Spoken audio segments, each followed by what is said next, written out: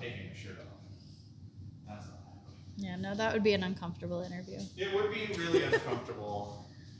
Might get a lot more views. I don't think that's true at all. I don't think many people would be like, hey, you know, Steve shirtless, we should watch the show now. It might make the show more titillating. It would make it a lot more well played. I just had to get stuff off my chest apparently. Yeah, there you go. How are you? I'm doing well. How are you doing? Great. Do you want to introduce yourself so people know who you are?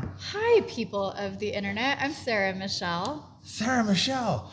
It's almost like we've been trying for 3 months to make this episode happen. It has been a while. It has been. Maybe even longer than that, because we started talking about it the first time.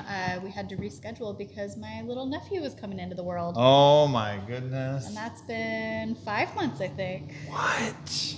All right, so we've been trying for 5 months to get this. You have a flair for the dramatic.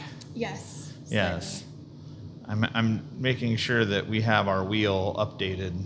You know you win prizes. I'm ready. You're ready to win? Well, you don't get to win them right this second. That's why I'm here. To win prizes? Yes. That is why I went to the Price is Right, to win prizes. Yeah. Great. So what made you decide to do this today? Well, I love swapping stories. Okay. And I think it was like 6 months ago that I was here for some kind of improv show or production, and you were talking about your book, and we started talking about dating and how muddy those waters can be in modern dating. And we started talking about how it's like a shared pain. It is a shared pain. A friend of mine says that the dating pool has gotten thinner the older you get, and someone peed in it. Yeah. Yeah. Yeah. I compare, especially online dating, I compare it to Taco Bell. I do too. Yeah. It's like when you're really hungry, but the only thing around is Taco Bell. Okay. And you're like, I know this is not good. And I know I'm going to have a stomach ache in the morning. Yeah. And I know it's cheap, but it's here, and it's either Taco Bell or starve, and so you settle for the Taco chalupa. Bell. Yeah. My stand-up joke was that dating is a lot like Taco Bell. When you need something quick and easy, you just go or Tinder. Sorry, Tinder is a lot like Taco Bell. When you need something quick and easy, you just go through Tinder, and then you hope you don't need medication afterward. Right? Yeah. Like that. Yeah. I, however, have never had that problem because in the 8 years I've been on Tinder, I've never matched once. Like even the bots are like, nah, dude, you're too big of a loser. We're done. I don't want to mess with it. Yeah. I think it's partly the algorithm, honestly. No, because I've even shrunk it down to a 1 mile radius, and I've seen the same people over and over and over again. And I've even done the whole just like everyone thing, and Yeah, I've learned it goes in cycles. I have my cycles where I match with all kinds of people, and then it just goes away and disappears. But you also have the advantage of being female. Yes. Yeah, I feel like that's the story for like every guy friend I have. Yeah. Is like they get so excited if they get even a match, and for the ladies, at least when you start off, it's almost overwhelming. You get like a million people. You get like 100 internet boyfriends all trying to hook you up, and it's a little overwhelming because at first it feels very flattering, like, oh wow, all these options. But then as you start talking to people, you realize like, all right, these are not actually all. They're not quality. Options. They're not quality guys. Yeah, quantity is not quality. I don't know, man. I think my younger self might disagree with you. Like there was a time when I was a wrestler and working out and buff that, those were the good days. Yeah. Now I have cats. I have dogs. Yeah. How many dogs do you have? Just one now. Oh, I'm sorry to hear that. Yeah. Just lost my other one in October. Oh, man. But life goal is to become a millionaire and buy a massive house and just adopt all the dogs. What is your... This brings us to our charity. We promote a charity on the show, if you know that or not. Every time we promote a charity, and today I selected Dogs Forever because I love Dogs Forever. I'm going to go there on Saturday. I love it. I used to be a volunteer there. Yeah. And when I bought my house, I had to take a step back because my house has a fenced yard, and I know myself well enough to know I cannot be around all these dogs. I will have 27 Well, dogs. then tell them about Dogs Forever since you know a little bit about them. Dogs Forever is an amazing charity. They take in all of the sweet puppies and dogs that need homes. They have amazing volunteers who walk the dogs, play with the dogs, and it is really incredible how well they know each dog, their personality, their needs. There are some that are with fosters, there's some that are in the shelter, but they are very well loved and taken care for. And if you are looking for a furry friend, they're open every Saturday, I want to say until 2 o'clock. So go check it out. You can meet all these amazing dogs. They just got a new batch of puppies that are the cutest things you've ever seen, like brand new little shepherd puppies. They have all different breeds and varieties and cannot say enough good things. Whether you are ready to adopt a dog, foster a dog, or even volunteer to just walk and hang out with the dogs, they're a really amazing group of people. I'm really not like ignoring you. I was pulling up. This is the one I'm going to go meet on Saturday. Oh, so sweet. Well, I'm supposed to get a therapy dog, and she's a Labrador, and she's 1 year old, so she'd be easy to train for the most part because she's a Labrador. Yep. They're super smart. Yeah. But she's also young enough that I'd have her for a long time. This is She her. looks sweet. I don't know that I'm going to get her because they're very particular about who they get. They care a lot about their dogs. Very particular. They're very particular about who gets what. Even who fosters, they're very specific on making sure the dogs are living their best lives. Which seems like it might be a little unfair, but they're looking out for the best interest of the dog. They are. So, yeah. I don't know if I meet the criteria, but that's the one that I was like, I saw her and I was like, yeah, they really do look for the best. I know, even when I was talking to them about fostering, and like, I love dogs. I've had all kinds of different dogs, and they still will look for, well, this dog would prefer a house without other dogs, or this dog would prefer a house with this kind of setup. Yeah. So they really do cater to the best life of every dog that's there. Such is life. I find a girl I really like, and they say no. You know, what can you do? Yeah. It's like Tinder for dogs. You go, then you scroll through. Oh, I like that one. And then no. Yeah. What can you do? Yeah. So that's why I like dogs. I feel like if you have a dog and you give them your love and affection for a couple months, like they're not going anywhere. They're going to keep loving and affecting. Whereas as a woman dating, I feel like you get guys where they're really good for like a month or two. Yeah. And then there's like this panic, like, I caught a feeling.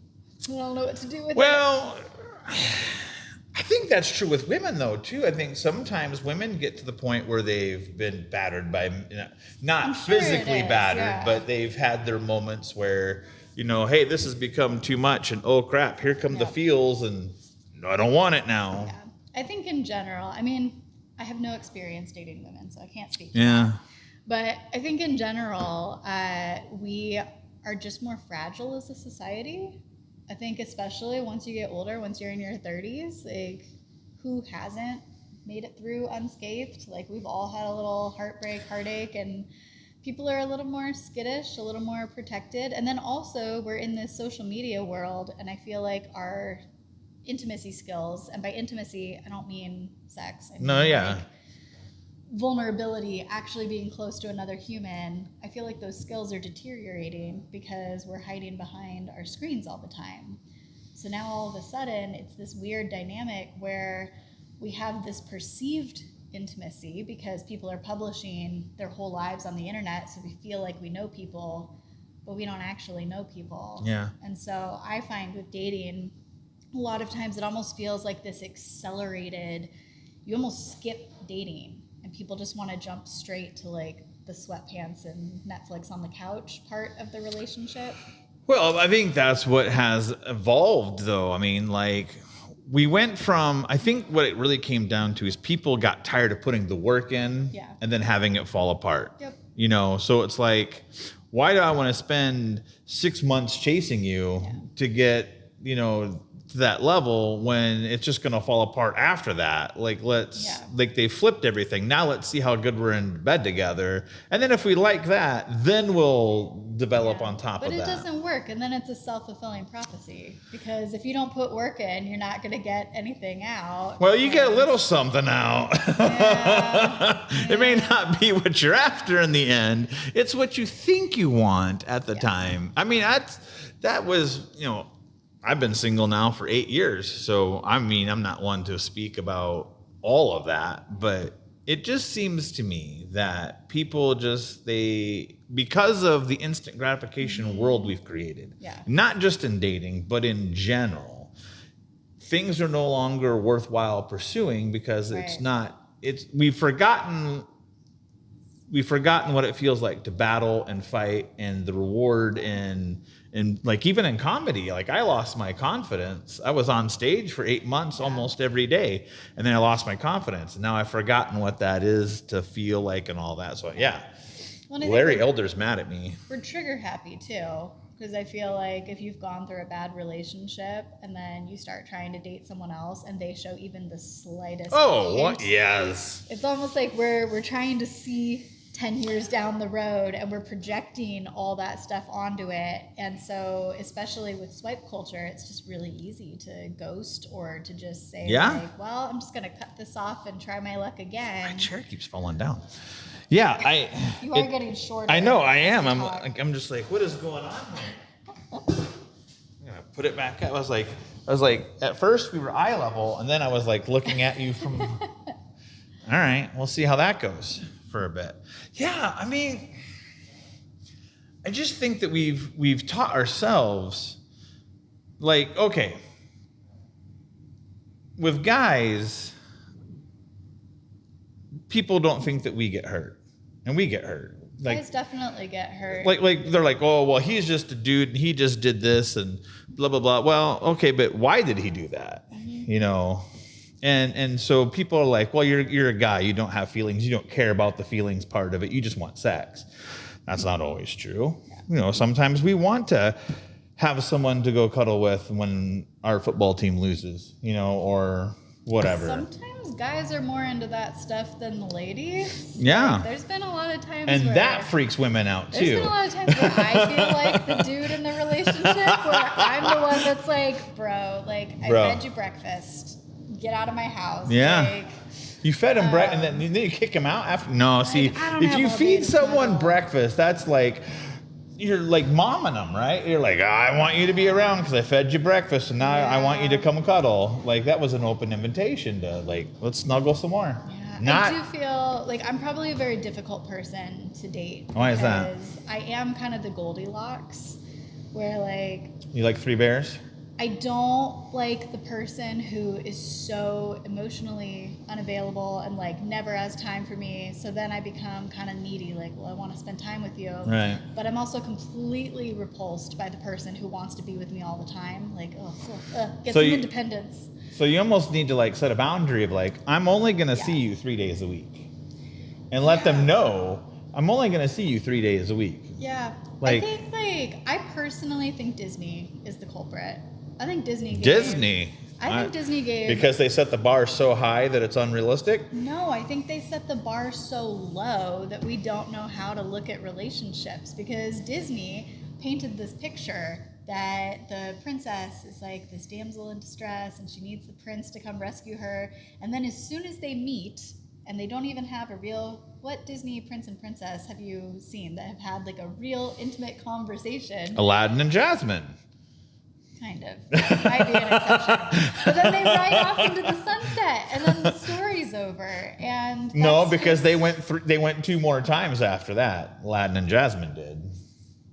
That's true. There were sequels. There were sequels to that one. Yeah. That is true. I mean, the one dude fought a dragon for Aurora. That's setting the bar pretty high. Like, so in order to date, you have to kill a dragon? But ooh, I don't know. Slaying a dragon for someone that you have only had one dance with ever, that seems a little high bar-ish crazy. Because, well, who today is not crazy? Like, everyone relishes in their traumas, and I hate using that word, but it's true. Like everyone's like, Yeah. I have these scars to share. Now, I personally am writing a book about mine, not because I want to be whatever, but because I want to help people. I want to be like, hey, you know what? I went through all of this and lived. Let me grab your hand and help you through it. Do you know what I mean? Yeah. And then I get nervous because I'm like, I don't like talking about, because if we're honest, and no one wants to say this, so I'm going to say it, and please don't hate me, but people latch on to, oh, this person said they're this and got popular, and I want to be popular, so I'm going to say I have this, and then it becomes a fad and a trend and all of that. And like, that's the last thing that I want to happen, but there are things that need to be talked about. Yeah, there are. Yeah. I think there's a lot of that. There's a lot of like Instagram glamorizing trauma. Oh gosh. I don't even get onto that stuff. Like the only thing I have is Facebook, and that's only because I like the storage. Yeah, I think that's one of the most dangerous things is that now you get these people who are still super toxic, super unhealthy, but now they have all the right vernacular to throw out. And they've learned the algorithms. Yeah. Yeah.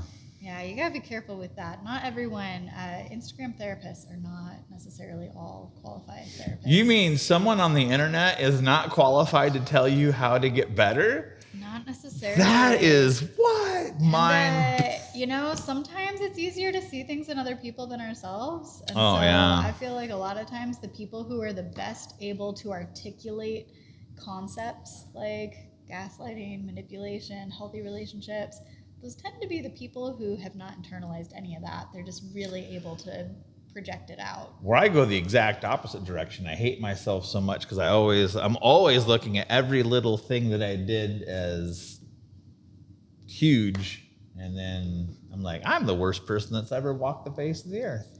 But when you haven't had anyone around to tell you that you're not, that I think that's one of the hardest things though, because like I grew up in a home like that, where it was very like the negative was brought to the surface, the positive was not. And one thing that I've had to work really hard on is that to really be honest, you have to see both sides of something.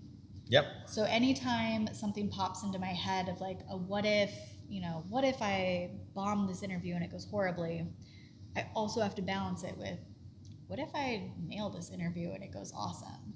Or for every thought of like, I'm not an attractive person, I have to like counter that. Like, but Well, first of all, you've landed a lot on Tinder, so obviously you are attractive because Tinder is all about the physical side of things, right? I think you're a wonderful person. Oh, thank you. I think so too. Yeah, I mean, the first time we talked, we sat here and talked for a good 15 minutes, just nonchalantly and all that. Yeah. I think that everyone is attractive. I really think it's more of an attitude. And I think that's the hardest part is just finding that for yourself and that internal confidence and what do you want to project out to the world? Because I feel like it can vary so much day to day. And I have days where I just feel like I don't feel attractive. I don't feel desirable. I feel like I'm failing. And if I'm looking for that evidence, I find it, and you find what you're looking for. I can very quickly spiral into this story about being this like unattractive, undesirable failure. But when I have a day where like I'm feeling good and I'm looking good, and then I look for that kind of evidence, I can find that too. Yeah. So I think for me, it's a lot of being really intentional about, well, I'm going to find whatever I'm looking for, so I might as well look for what benefits me to find. Absolutely. Do you want to win a prize? I do want to win a prize. All right. So we have normally in the older episodes we had these actual physical wheels, but those are in storage, so I don't have these. So we have a fake wheel. Okay. Do you want to show? You can hit the spin button, and then we will let them see it. They're in the middle there. Oh, there we go. Okay. Yeah, hit the little. Dun, dun, dun, dun, dun. We're going. I don't know what we're gonna win yet. That's not gonna give me any sound. Oh, you won it. What'd I get? This has a very special place in my heart. Okay. I'm going to tell you why. First of all, because my chair keeps falling down. This you want me to slouch so that we match? I can just No, keep it's getting fine. shorter with I you. will continue to get shorter as the episode goes and have to keep adjusting. It's fine. This is a 5-in-1 professional ceramic interchangeable curling wand set that was originally open but is closed. But do you know why it was open? Why was it open? Because I won it on The Price is Right. That's cool. This is one of my prizes that I won on The Price is Right. So has Bob Barker touched this? Drew Carey. Drew Carey. Oh, even better. Drew Carey touched that. Even better. That was on February. Oh, I don't know if I'm allowed to say this, but I'm gonna say it. And if they sue me, they sue me. I don't think I'm revealing any magic here. I think Drew Carey's retired by now. I don't know that. No, he said that when I was there. He said they asked him how long he was gonna do it. And he goes, "They're gonna have to pry this microphone from my cold dead hands." And I was like, "All right, Drew, I'm coming for you." Not really, but he was super nice. He talked a lot about his drug usage. He's a big weed guy, and he was always excited about the fact. Now, I'm sharing this because I was in the audience, so he told like 200 people. Like, I'm not breaking any secrets here, and he was like, "I'm really excited because now that I'm over 65, I get a senior discount on my weed." And I was like, that is an awesome thing to be excited about, I guess, for you. I've never done it, so I don't know anything about it. I love Drew Carey. Drew Carey kind of reminds me of how I feel with improv because I love the show Whose Line Is It Anyway? Yeah. And specifically when he used to host it. And I used to get really delighted when he would be cracking up and like when he would get to jump in at the end in the credits and try some improv with the team. Yeah. And he would just like tickle himself with coming up with it. And that's how I feel like jumping into improv of like, I don't feel like I belong here, but I'm having a really good time. So you've done improv? I have done improv. I've done improv here at the Mirror. We're going to play an improv game later. Ooh, okay. Yeah. I'm ready. It's not one that you've ever played before, but it's one of the one and only sponsor I've ever had. So it's actually next to you over there. Awesome. It's going to be fun. Awesome. Yeah. I'm actually, I hate to say this, but Drew was very nice. He was very kind. And I had a great time with them. I was supposed to so I actually won that in February, but it didn't air until March. So I didn't actually win it until March. Okay. So I'm not revealing anything crazy here. Like, it's after the fact. They're not going to sue me. Well, I'm excited. I'm going to have curly hair the next time. I believe it retails at $95, if I'm not mistaken. I believe it. If I remember correctly. You can go back and watch the episode. It's on YouTube. Awesome. Yeah. Very cool. You will see your actual hair wand on television. That is pretty cool. Yeah. Hope it does you well. I hope so too, because you look like you have naturally curly hair. I do. Women hate me for my hair because while it's long and not very thin up, or like it's very thin up here, it does. Like, I just recently washed it today because I didn't want to look like a homeless vagabond for you, and you see how. Yeah, I'm a little jealous. Yeah, I get that. My roommate tells me all the time. She goes, "Oh my God, I hate you." I'm like, "Why?" She goes, "What did you do to your hair?" I said, "I washed it." She goes, "Did you dry it?" "No." Fuck you. Yeah. No, I don't have that. My hair is stick straight. I've got that 70s perfectly straight hair. That's great. That's adorable. Yeah. You actually are doing the one thing that, like, I really find fascinating is when women put their hair through their ponytail and their hat. Mm-hmm. That's super hot. That's, yeah. Ever since I was a kid, I thought that was hot. Oh, well, good. It's mostly so that I can get an extra 15 minutes of sleep by not having to wash my hair. You know, hey, whatever you got to do, man. Like, I try to reserve my shampoo days as rarely as possible. And so I'm a big fan of the baseball hat. My shampoo is expensive, so I try to do the same thing as well, but I have to use it often because, diseases and all of that. It's fun. Yeah. I've had to train my hair. I was like a everyday person, and I've had to I can maybe get to 3 days. I mean, it's baseball hat on day 3. Yeah. I'm I shower. I'm clean. No, hey, I'm not judging, man. I reserve the shampoo. I went to college in a town full of hippies. Yeah. So I was telling someone, Santa Cruz, California, represent. Whoop, whoop. I feel like a lot of the ladies understand this. Of like, one of the quickest ways, I don't get angry very easily, but one of the quickest ways to really like get on my list is if someone invites me somewhere, whether it's a date, whether it's an interview, whatever it is, and I waste a good shampoo day, and then they bail on me after I have shampooed. That's it. You're done. That's it. They're on my list, and they don't get a second chance. There's something about that, like, it's because you've labored for that shampoo day. You've saved for it. You look forward to it, and then they threw it back in your face. That rat bastard. Whoever hurt you that way, I'll go hunt them down for you. It's awful. It's a sure way to never get another date. Oh, well, I just thought it was just being creepy would be the way not to get a date. That too. I'm very creepy. But I do love like a good fresh shampoo day, or especially like fresh from the salon day. Yeah. And I always feel like on those days, everyone needs to see me.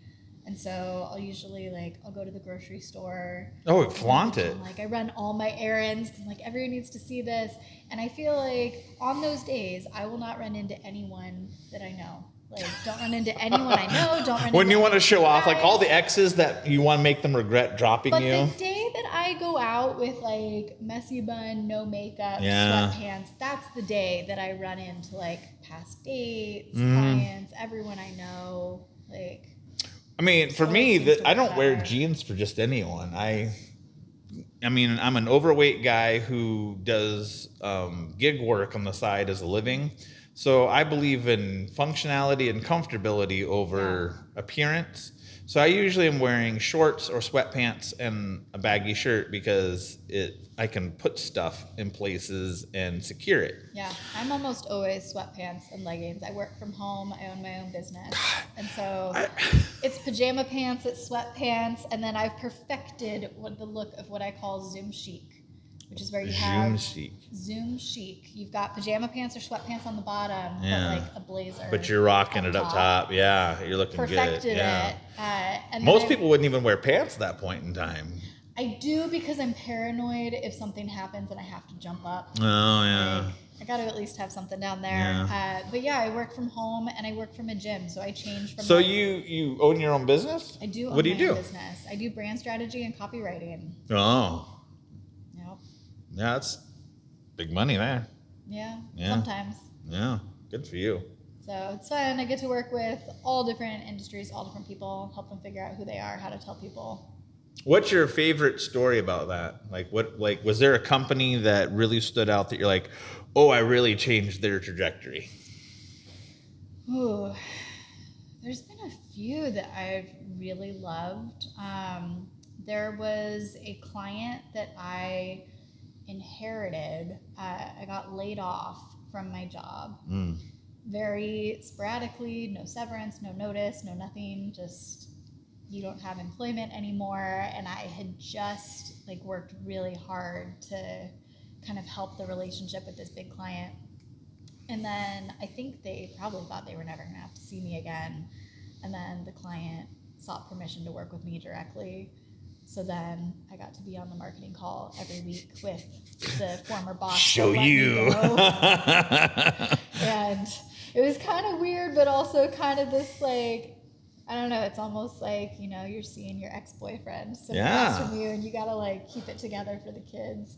But that one was just I don't know, it was a unique, I felt really honored that I had built enough of a relationship. And then I got to do the things that I had wanted to do, but now I was on my own. So I got to really move that across the finish line without having to run it through an agency of people. And it was a really fun, complicated, science-y chemistry industry. And so to be able to learn a whole new world and be able to translate that was really fun. But I also, I love working with small businesses. I love working with solopreneurs and people who are really passionate about what they do. And I get to help them kind of take that crazy, tangled up vision in their head. And my favorite moment is when they get to sort of see it laid out and they have this oh my God, I see it now. Nice. I kind of knew what I wanted to do, but I couldn't really see it.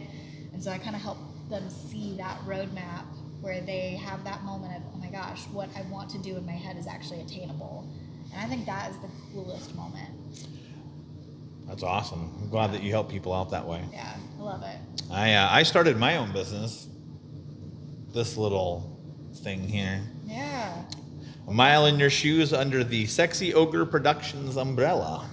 Nice. Because I am the sexy ogre. Brad Pitt'll never be, but I could have had Fiona had I gotten to her first. That's another one, Shrek and Fiona. There was a little fight between them, and they had 4 movies too. I don't think that was Disney. It was not. It was DreamWorks. So you have to leave it up to DreamWorks to create something better. But yeah. DreamWorks has some better stuff. Who was it that did Swan Princess? Because that wasn't Disney. Oh, I don't know. either. That one, I never saw that one. Oh, so good. Yeah. You get a chance to go back in time. The and Swan watch that Prince. one. They were probably the same ones that did The Last Unicorn. I remember that one in the 80s. I don't know if I ever saw The Last Unicorn. Oh, it's super sad. Maybe somewhere in the recesses of the back of my head. Do you know what country has the unicorn as its national animal? I do not. Scotland. I know that because I'm quarter Scot. Okay. I like that. My Scotland grandfather- is a fun place. My grandfather was a Scot. Okay. Oh, Have you been? no. It's beautiful. Highly recommend. I've heard that. I have met a Scotsman a few times. My favorite Scotsman that I've ever met is Craig Ferguson. Yeah. He's even more over my grandfather. I mean, I love my grandfather, but he was kind of a dick to me. I'm swearing a lot today, but There's an abrasiveness to Scottish culture. Oh, yeah.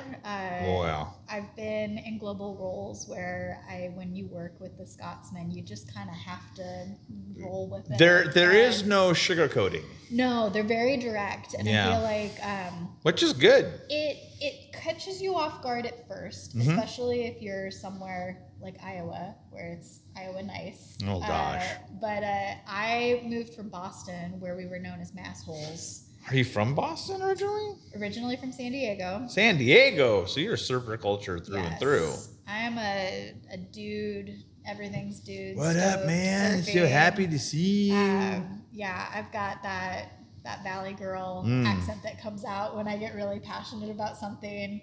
So very SoCal, and then I moved to Boston and fully embraced the masshole culture. Okay. Just Big Irish district there. Yeah. Yeah. St. Patty's is a big deal Yeah. in Boston. They celebrate it for a good couple weeks, Mhm. and their Irish pubs are just, I mean, you are shoulder to shoulder with people like trying to drink your whatever like this because it's so packed Your in. pint. Yes. But yeah, they're very like direct and abrasive. Not as much as Scotland. No, Mike. Toned down a bit.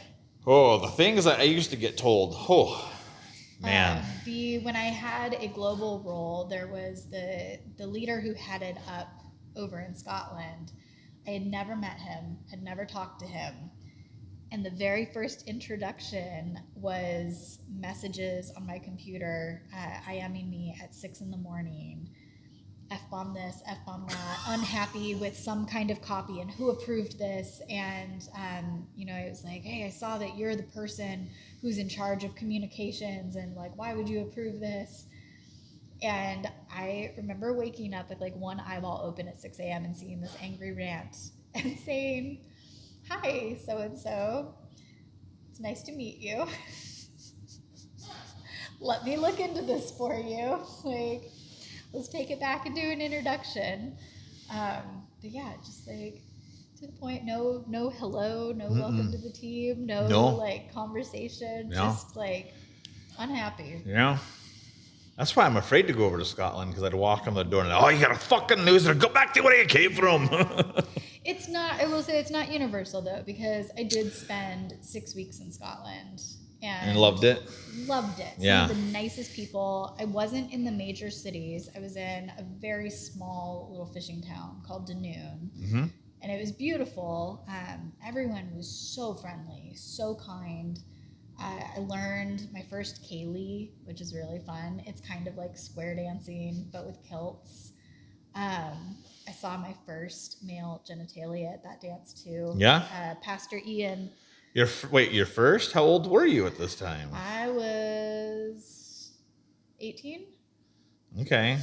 So I was a good little Christian girl. his little kilt came up and you saw everything? Pastor Ian was well in his 80s, and he was sitting very comfortably and displayed for all of us.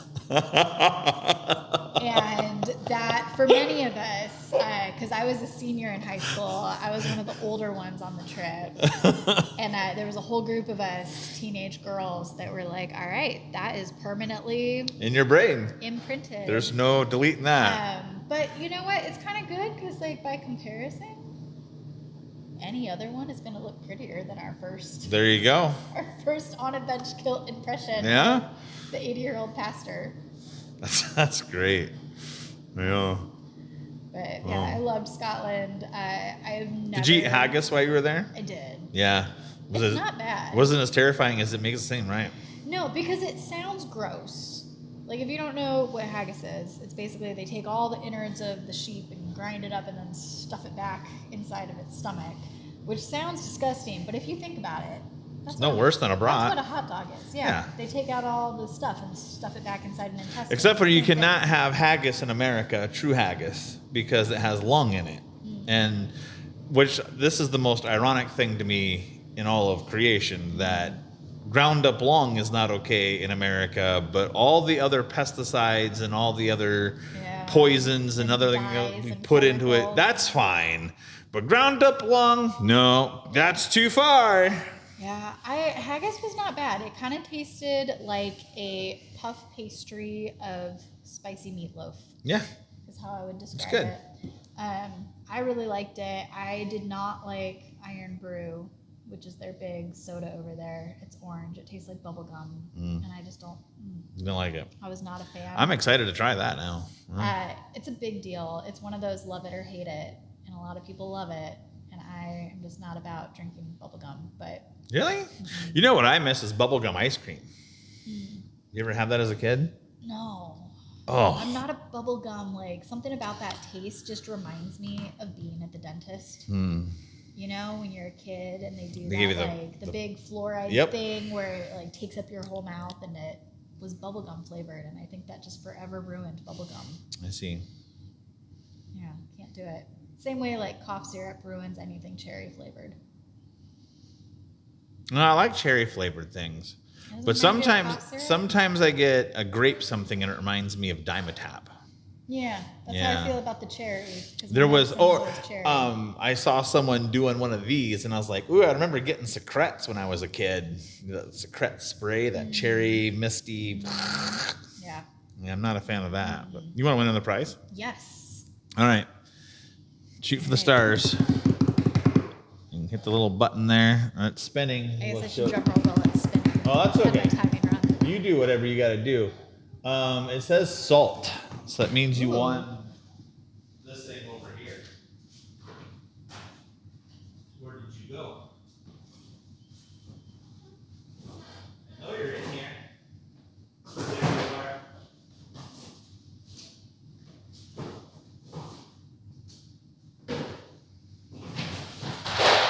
Himalayan rose salt lamp. Ooh, fancy. Yeah. Look at this. This is going to fix all my vibes. Is it? I'm glad. Isn't that what salt lamps do? They, like, give you good vibes and balance out. I have no idea. I don't pay. I just buy stuff. And I'm like, I think someone might think this is interesting. I think that's what it does. I'm not give it away. Room to Room made that. Himalayan rose salt lamp. It looks wonderful. Hand carved from genuine pink salt, beautiful lamp gently casts an ambient light that is sure to make any space feel cozy and inviting. I do love a good cozy, inviting space. Who doesn't, really? I'm very into the art of hygge, the Danish art of hygge. I'm unfamiliar with hygge. Hygge is the Danish philosophy of cozy. Oh. And I didn't know that it had a word until a few years ago. But Denmark, I believe, is notoriously known as the happiest country in the world. And no one really knows why, because it's cold over there and dark most of the year. And they eat lots of fish. Yes, so no one knows why they're so happy, and they credit it to this thing called hygge, which is coziness. So they're very into, like, bringing in natural elements of wood and stone and having fire in the fireplace. fireplace and like having hot stew and mulled cider and pastries and fluffy socks and cozy blankets, and it's just very like cozy. Strikes me as all funny about. that the country who is also known for their vicious brutality and ravaging and conquering and taking away is the happiest place on earth. It's Yeah. much like Disney. Yeah, yeah. Disney World is the happiest place on earth as it crushes the souls of all the people that work for them. Yeah, Disneyland is crazy that they still maintain that brand of the happiest place on earth. You ever been to Disney because World? Once. Yeah, that's A wild. long time ago. Disneyland, I grew up in Southern California. Yeah. So I was a pass holder and I was at Disneyland a lot. And Yeah. I was lucky because I would always time it like during the week where there wasn't a lot of people. But man, you try to go on a weekend when park is at capacity and it's, 2 hours to go on any ride. It's full of people. It's hot. Kudos to their branding team that it is still known as the happiest place on earth. Yeah. Not for me, man. Not for me. I went to Disney World and we saw my niece was cheering at the Citrus Bowl. Okay. Michigan and Alabama. And so we made it a family vacation. All of us went down to Disney World for, Nice. I think we were there for 6 days. Yeah. I was there for a month. I went down a month early. And I went and saw the Dolphins play and went to go see Tommy the Haunted Doll on the Keys. Stopped at the Turtle Sanctuary. Okay. There was I camped 2 nights in the Everglades because I'm a man. Ugh. Nice. Slept in my car because I was terrified out of my mind. Every little sound, you're like, what is that? I'd be afraid to camp in Florida. I'd be afraid of there's gators and Snakes and people. Yeah. The people are the more terrifying than the gators and the snakes. Yeah. Have you ever done the Florida Man Challenge? No. You Google, I'm going to butcher this. You should Google it afterwards. But it's called the Florida Challenge. And you Google Florida Man and then your birthday. And then see what happens? See what headline pops up. All right, let's do it. Let's do it right now. Mine was Florida Woman and my birthday. And the headline was that an angry woman assaulted her boyfriend with a taco. Am I supposed to use the birth year too? 1978? I think it can just be the date. Okay, we'll just use the date then. January 22nd. That's my birthday. First one that pops up is Florida man found guilty of felony and misdemeanor charges for conduct, but it cut off. Obstruction of law. That's not very exciting. Florida man accused of stealing crossbow by shoving it down his pants. That's more exciting. That's good. Yeah. Yeah. Florida man accused of attacking a bus for dropping him off at Disney World. So that's fun. That's fun. That is fun. A little unhinged there. Yeah. I liked mine was that the Florida woman was at Taco Bell and took a taco and assaulted her boyfriend, slapped him right across the face with the taco.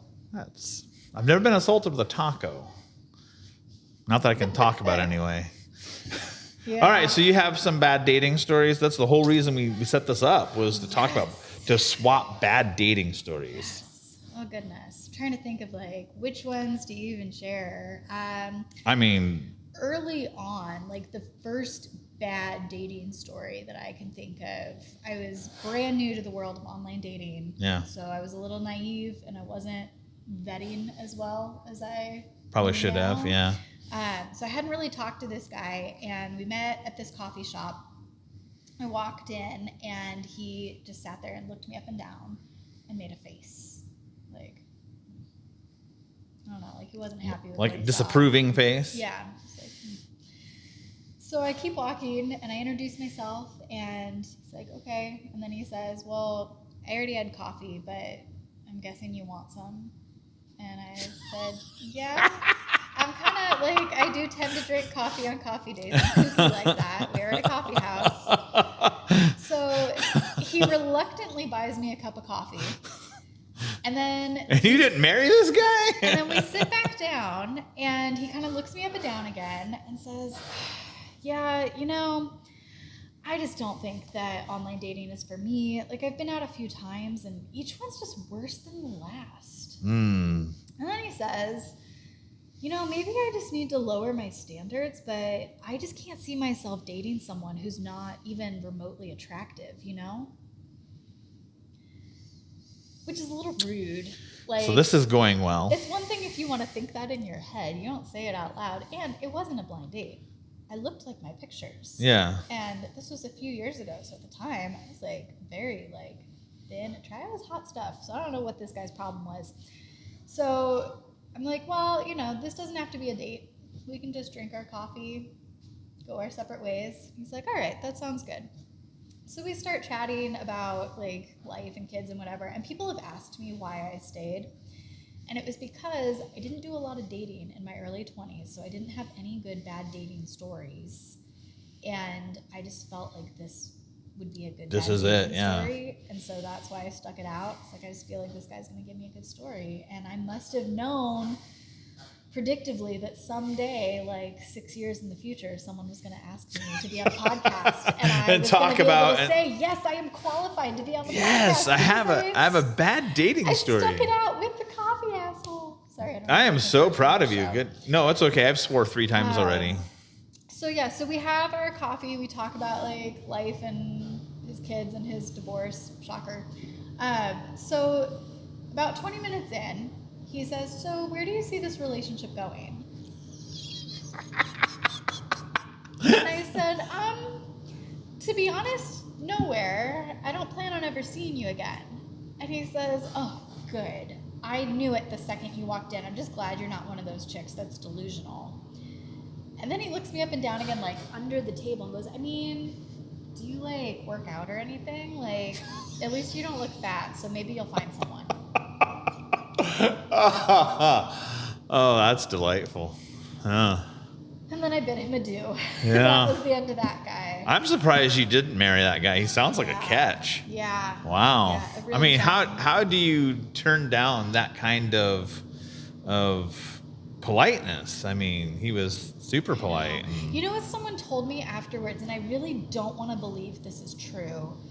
Someone told me afterwards that is a dating tactic that gentlemen will use. If they actually think that a woman's attractive, they will insult her and like undermine, because it's supposed to result in the woman like, I don't know, like hitting on some kind of insecurity, and then she like has to prove that she's attractive and desirable. I don't want to believe that that's true. No, I'm gonna say this. But it might be. I don't know how to play those kind of games. I mean, I'm too straightforward and too neurospicy to really play those kind of games. I like to know where I'm at and things. But I will say that being a bartender, for as long as I've been a bartender, do you know how many times I've seen a woman go, he's kind of a douche, and then go home with him? Yeah. Do you know how many times I've seen a guy treat a woman terribly and then go home with her? There is something to that I hate to say. I don't know. I don't understand it. I don't get it. There is. I do think there's something that is connected with trauma bonding. Yeah. I think there is that aspect of like if you grew up in an unhealthy home. So I used to do a lot of volunteer work in what's known as the sex industry, and like sex trafficking and all of that, and like working with people who were coming out of that, all of that kind of world. And one thing that they talked about was the way that certain people will groom. And it's really disturbing. They do look for that because we want to repeat those patterns. Yeah. So I think that's a big part of it. And then I also have a theory that when it comes to dating, I feel like sometimes it's easier to date the jerk because you know what to expect. Like, you know exactly how they're going to disappoint you. Yeah. Whereas the nice guy, who always finishes last. Well, there's a reason I think nice guys finish last. I think nice guys are not to be trusted. Really? Why is that? I have strong theories on this, controversial theories on this. I think there's a difference between being a kind, decent human and being a nice guy. Okay. So I'll start with that. I think that the nice guy tends to be overly accommodating.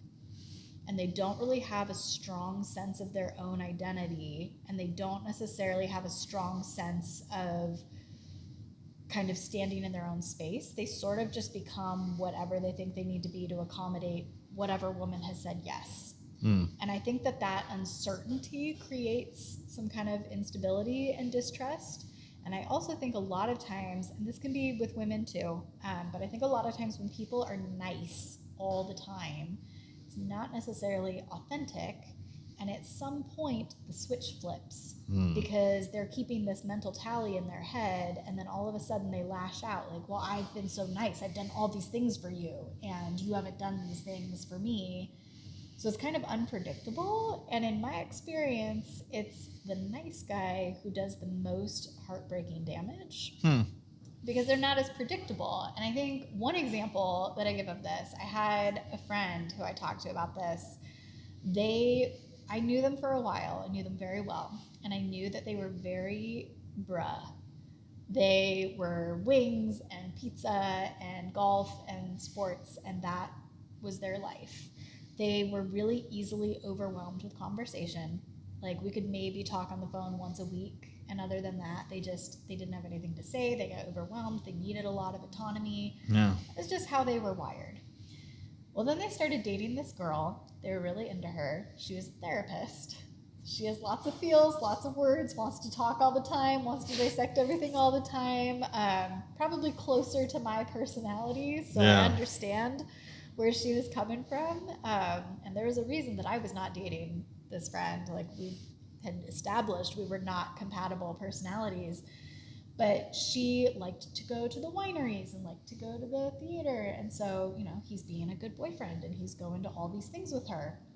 And I would ask him, like, when are you going to tell her that you're doing this for her and that none of this is actually what you like?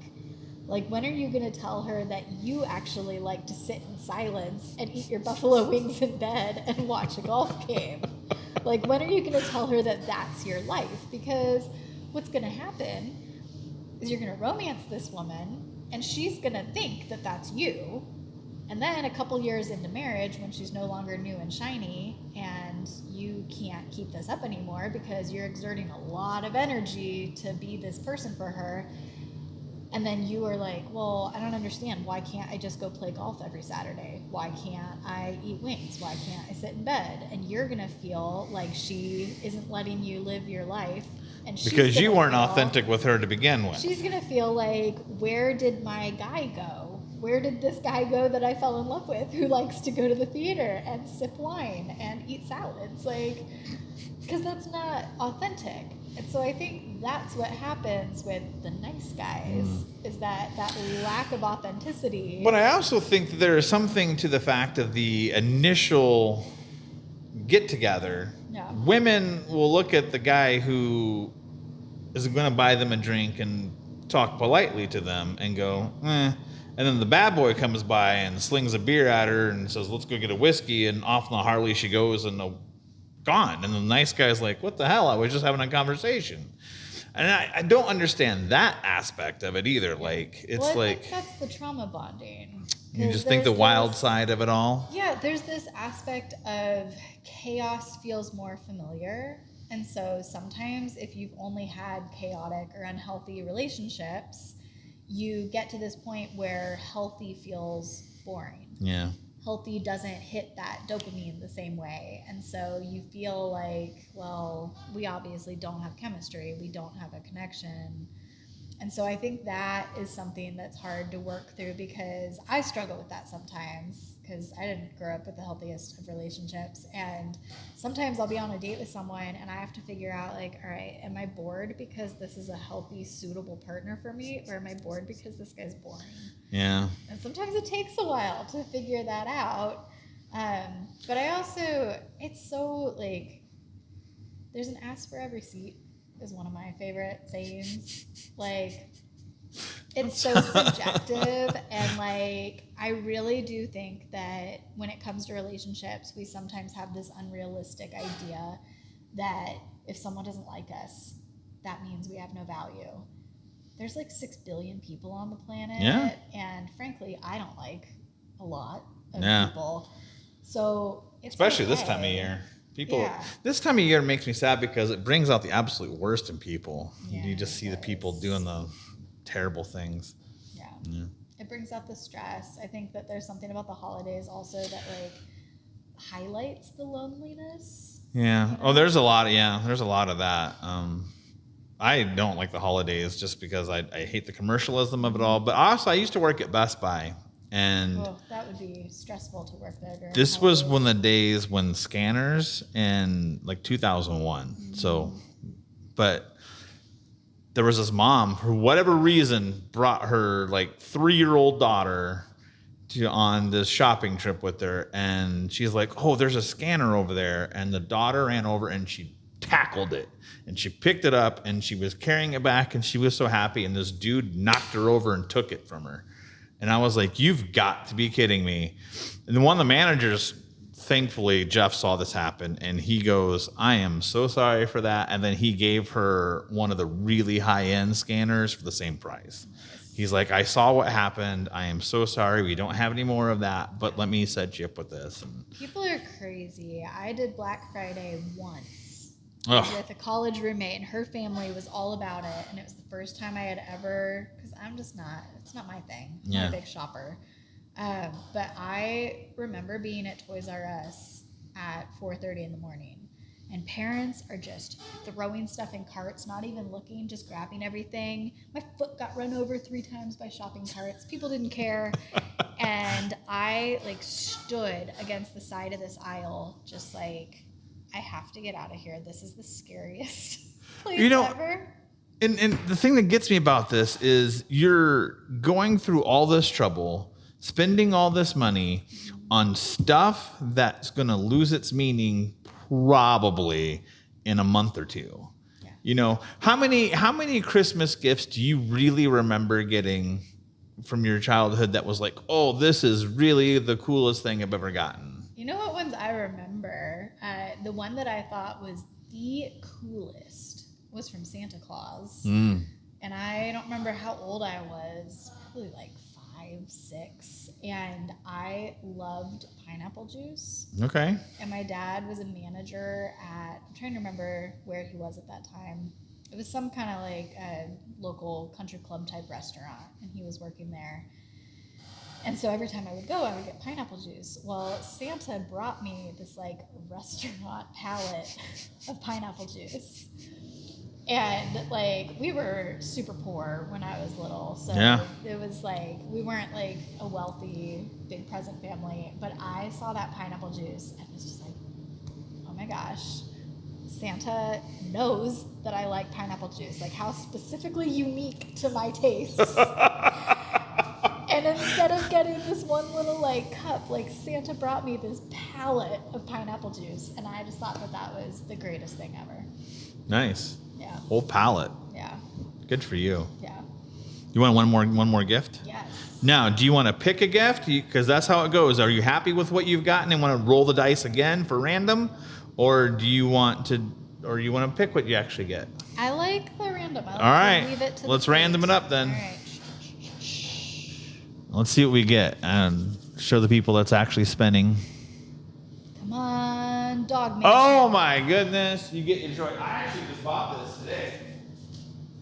You get your choice of a giant wine cup or a giant cocktail glass. Ooh, I am going to take the giant cocktail glass. Giant cocktail glass. I have been told the wine glass holds an entire bottle of wine.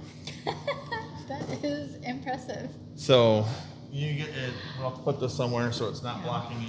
Oh my goodness. I am going to have the best self-care day. I am going to have a massive cocktail with beautifully curled hair with my relaxing salt There you go. What's your favorite cocktail? Oh, it depends on my mood. Probably margaritas. Margaritas. I used to manage a Mexican restaurant. Now I make some margaritas in my day. Yeah. So normally we do 10 fast questions. We're running low on time, so I want to do this as quick as I can if I can remember all 10 of them. Okay. So we did your favorite cocktails and margarita. First celebrity crush. Zac Efron. Really? Zac Efron just inspired one of my future endeavors. I'll tell you about that in a second. Favorite food? Potatoes. Really? Any particular style or just all potatoes? Any style. Just All potatoes whatever. are good potatoes. is. Just whatever you can. Huh? Yeah. That's good. Yeah. I'm Irish. I'm Irish. That reminded me of Sarah's line when because I'm in Die Hard as a musical, which by the way, you have 1 weekend to see it. And she's like, I'm German. It's just great. Have you seen the music? I have not. I know. I've never seen the movie Die Hard either. I actually hate Die Hard, but I'm in the play. Yeah. Do you need to see the movie to understand? No, because it is the movie. Okay. Do you want to come? I do. I've been thinking about. I'm trying to make it work in my schedule. I will. You're showing tonight. Either right? have tonight or Sunday. Let me check. I might be able to do tonight. If you want to do tonight, if we still have tickets, I'll buy you. If you want one for yourself and a friend, Okay. I'll hook you up. All right. All right, that's your Christmas present. Merry Christmas. I have to go to work after this to make that money. Yeah. All right. So I forgot. All right, you want to play the game? Yes. All right. Now, do you want to do the version or the non version? I don't know what the difference is, but I'm all So, about mistakes. So This is the naughty version. Oh. All right. I like a little naughtiness. All right. Sometimes sometimes there have been cards that have been drawn that people cannot say because I don't know why. I have no shame. In fact, one of my favorite bands, they're called Gun. Mm-hmm. They have a song called "Have No Shame" before they changed lead singers. I don't know if I would say I'm no shame, but I do try to live cringe free. Oh, and take ownership of everything that happens in my I life. say more cringeworthy things by 9 a.m. than most people do their entire life. Mm-hmm. I'm socially awkward and narrow spicy. It was Rob Bell who taught me that phrase, live cringe free. Actually, at the Mirror Box. Yeah. At the, did you meet him? I did. He was very nice. Very Rob Bell. nice. Yeah. Yeah. Have you ever met a lot of celebrities? Depends on how you define celebrity. Okay. How do you define celebrity? It doesn't matter how I define it. Who are the people that you've met that you're like, oh my God, I met this person and I'm super excited? I had Scott Miller on my podcast and I was very excited. I don't know who Scott Miller is. Who is that? He's an author and a speaker. He works with Franklin Covey. So basically any business speaker, author that I have ever admired has had a conversation with Scott Miller. And so I felt like I am on the roster. Like he was talking to Matthew McConaughey right after he talked to me. Nice. And that was really exciting. I was on a podcast with let me clarify this. Matthew McConaughey and I did not talk. They pre-recorded a Matthew McConaughey thing and showed it. And I was really sad because I took this class and ended up being, I don't want to call these two people out because they're very well known, but it was essentially used car salespeople selling you goods, and they had Matthew McConaughey on there, and I was like, dude, oh man, I love Matthew McConaughey, and I love this. He spent a half hour telling stories, and I loved his stories, but I wish that I'm sad that I'm glad I got to see that, but I'm sad how it all happened because the two people that were involved. Used car stuff. Yeah.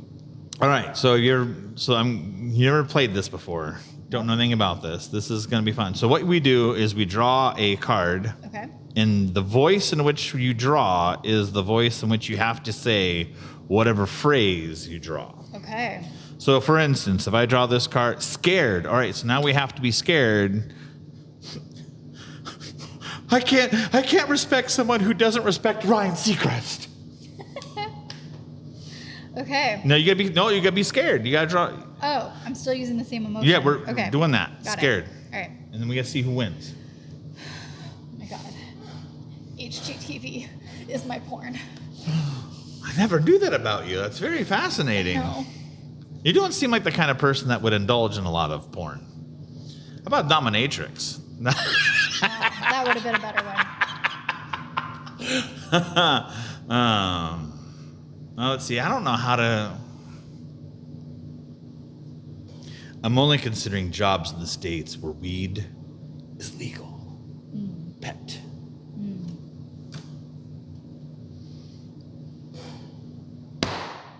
I like VR because you can cop a feel and it's not creepy.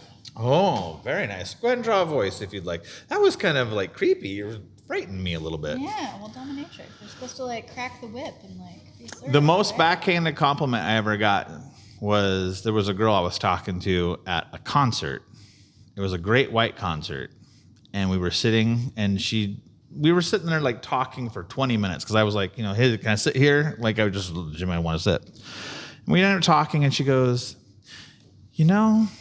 what you lack in looks, you make up for in personality. And I was like, what a weird way to tell me I'm ugly. Tad rude. Yeah. That's the nicest way to tell me I'm ugly I've ever been told. Yeah, not the best compliment. Yeah. Cry. Oh, okay. So now you got to cry while you do this. Gotta get the eyes watery.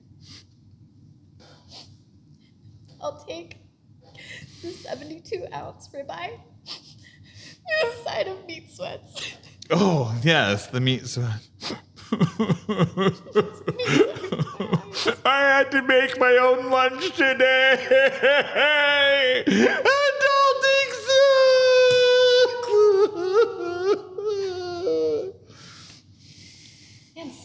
And scene. That was excellent. Go ahead. We deserve a Grammy or an Emmy or whatever it is that you I'll get you a Grammy or an Oscar or whatever. Australian. Oh my. You just got to channel your inner Hugh Jackman. Oh, knower. That's all I can say. Knower? Knower. Knower. Right? No, knower. Shrimp on the bobby. I'm not. No, you go first. Yo, mate, you just puked into your cleavage and your hoo-ha has been on display for the last 15 minutes. It's time to go home. All right. I don't have a hoo-ha to show off, thankfully. I'm not good with Australian accents. That's okay. We don't have to be. No joke. She thinks Ted is a guy who gives great talks, mate. That was like, yeah. You were born in Hollywood, in the Valley, and then you moved to Australia, and you're trying very hard. Yes. It was delightful. Oh, fuck me. Donald Duck. Kevin and I had that one, and this is by far the hardest one.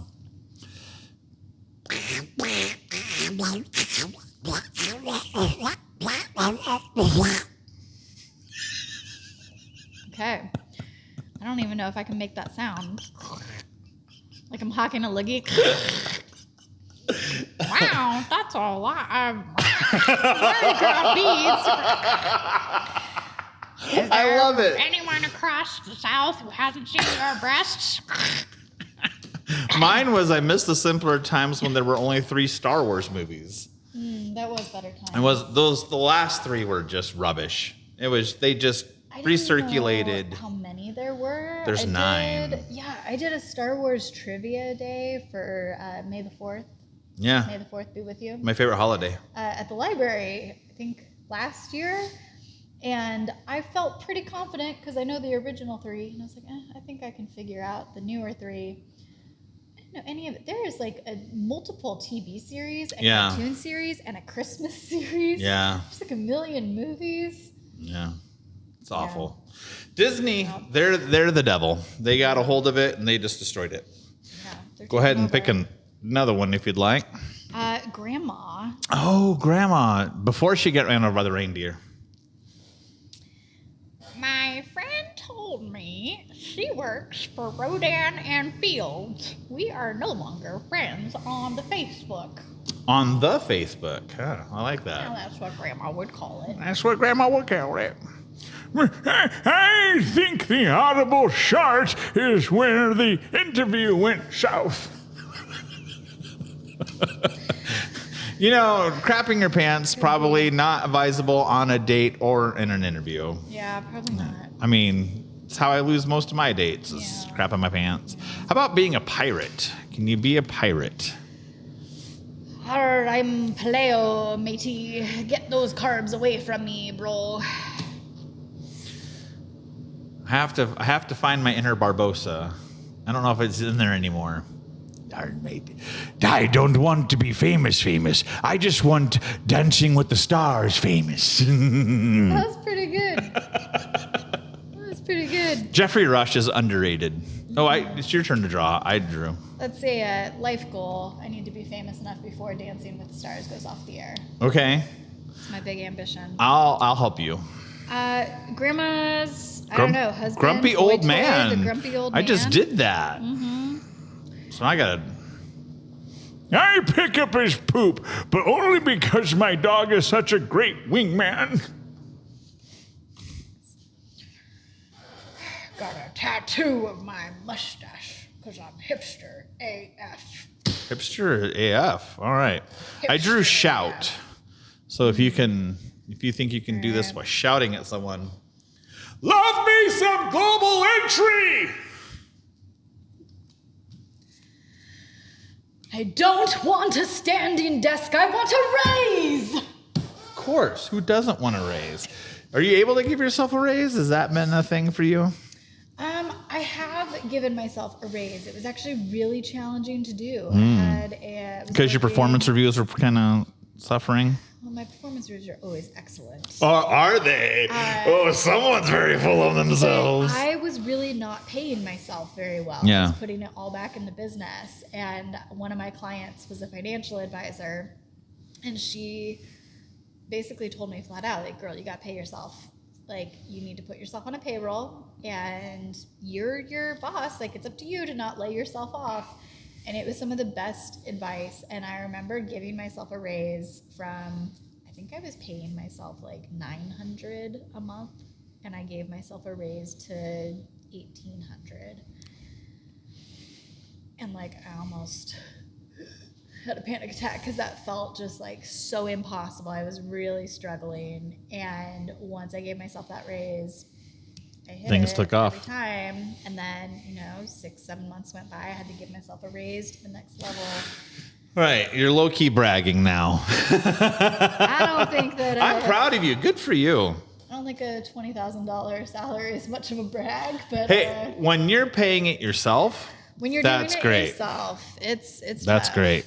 Good for you. Tough to generate your own income. Tell me about it. Oh, Yeah. Stripping didn't work out so well for me. no. No, it's your turn to draw. British. Oh, right. Got to be very uppity. You say home to I say upper deck challenge. We need more synergy, people. Oh, behave. Spit spot. Synergy. How about a drag queen? I don't really know how a drag queen would talk different than most people, but All right, let's see. Oh, honey, started from Degrassi, now we're here. Started from Degrassi, now my whole class fucking here. are you from the a Southern Belle drag queen? I'm a Louisiana Nolans drag queen. Yes, honey. Yes, honey, from the bayou. Oh, that made my day. That was. When I grow up, I want to be a paid protester. Nice. Thanks. I do what I can. Let's see. What time is it? No, you have to be done by 2. You got 6 minutes. Okay. Drunk. Oh, God. I have plenty of experience in this one. I would just like to be able to sneeze without having to change my panties afterward. Oddly enough, most of my girlfriends came because of alcohol. When you're a bartender, that happens a lot. Yeah, I can see that. Yeah.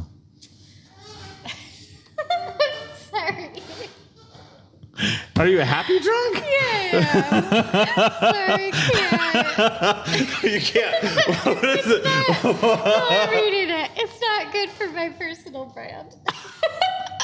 You're not reading it? I did read it. Oh, you did. What was it? Sorry, I can't. Oh, I can't. there you go. Good job. Good job. Judge's choice animal.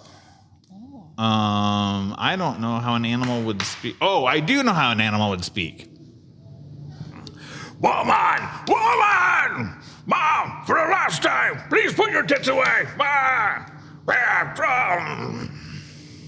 you a parrot? No, that was animal. It was a bad impersonation of animal, but it was animal. Oh, like Animal from the Muppets? Woman! Woman! Oh gosh, I haven't seen Hannah in a long time. Sometimes we feel like I'm dog person stuck in cat cafe. Good job. Love it. Oh, goodness. Nonsense judge's choice cartoon character. Oh, any cartoon character you so choose. Oh goodness. Let's do it as Aladdin and Jasmine, since we were talking about them earlier. I don't know how to do Aladdin, but I will certainly try.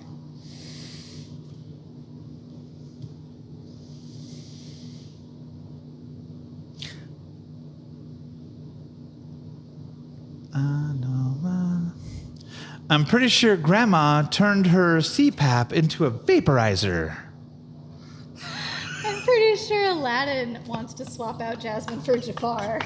That's what I heard out of that. I am evil. That's true. I am evil. Is it still a one-night stand if you never actually make it back to his place? Oh. Is it a one-night stand if you don't actually make it back to his place? I would say if you're standing, yes. Hmm. And if you're not making it back to his place, I would imagine you're probably standing somewhere. Depends on where you are, my friend. Depends on where you are. Mm-hmm.